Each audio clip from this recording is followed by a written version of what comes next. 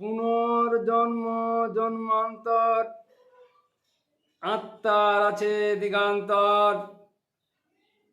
মন দ্বারা কর্মের ধারা, মন অন্তরে মনের রূপ গোড়া হলো যেখানে। মন ফেঁসে যায় পূর্ণরূপে, মনু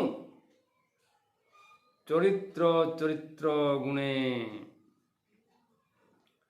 যে মনে মনা উপার্জনে ধনা, সমৃদ্ধ মনে